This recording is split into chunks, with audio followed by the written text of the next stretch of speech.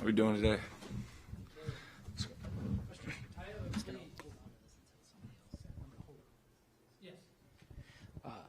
going on, TK? What's going on?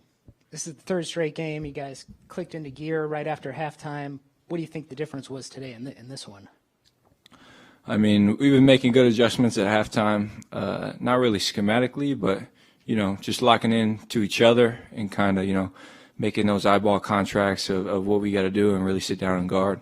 And that's the biggest difference in the past three halves that we played. It's just, second half we've been guarding those guys, and that's what we got to do for a full 40. We got to put together. 15 assists for you today. Do you know what the Marquette record in a game is? Did anybody let you know? They let me know after I came out, yeah. Did you want to come back in?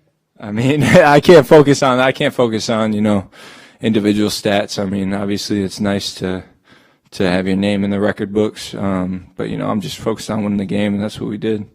But 39 assists and 3 turnovers for you over the last 4 games. Why do you think you've reached another level in running this offense?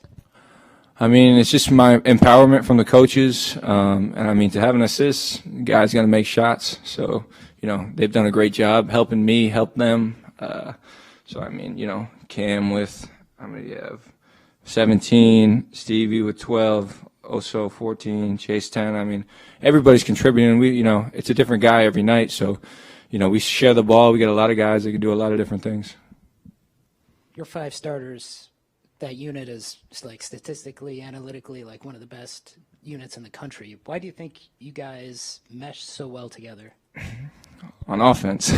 On defense, I would say we need to improve a little bit better. That was something that we really focused on, that starting group. He's always been saying we're coming into those first medias at, 15 to 13 or, can't complain that we're scoring a lot. We're going to be feeling good about ourselves if we're scoring that many points in a 4-minute round. But, we got to get better on the defensive end. But, just playing together every day. I mean, this is everybody in that starting lineup. It's their second year in this offense and second year playing together. So I think, that really helps and just being connected with each other. We share the ball, we make shots, so it's been good.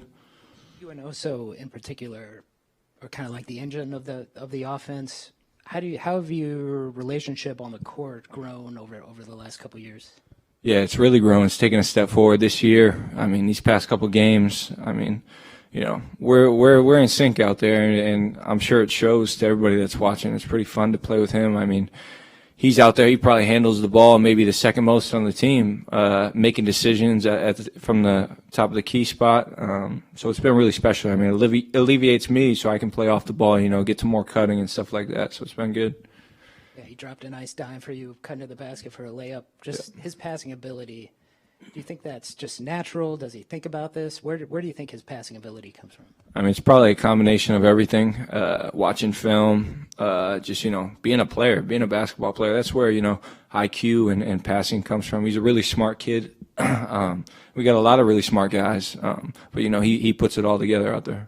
And as a big man, what kind of different look does that give your team, your offense, just having him at the elbows, just distributing like that? The best part about it is kind of he's pulling the big away from the basket. So they got to respect him out there because he can drive. He can make that floater from the free throw line area. So they got to respect him. They got to pressure him unless he's going to pick them apart. So it's been really good for us, especially, Stevie, Omax, Chase, when they're cutting and he's making those decisions because, My assists aren't really on like backdoor cuts or anything like that. It's more so penetrate, hit shooters, or maybe a late cut. But once we're a 5-out spread, he's really great at hitting those backdoor.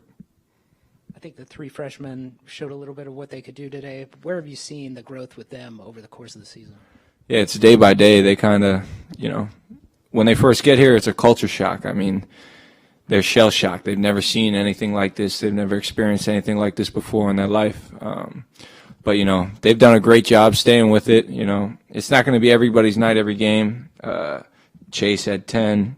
Sean had 9. BG had 8. I thought this was Ben's best game all year. Just the way that he rebounded and defended, and he made a few threes. I mean, we don't even care about the offensive end. We just, we want to find guys that really grind down and get it on the defensive end. So I think they've really embraced that side of the ball, and it's been good for us.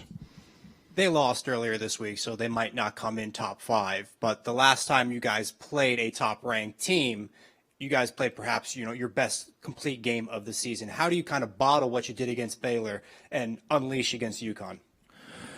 Yeah, it's not so much bottling what we did against Baylor. It's kind of bottling everything that all of our experiences throughout, the whole season so far, however many games that we've had, putting this game into that, bottling that up, what we did in this game, bottling the St. John's game, just stacking those little wins and the little things that we've done and still trying to improve on the other things that we haven't done yet. Thank you, guys.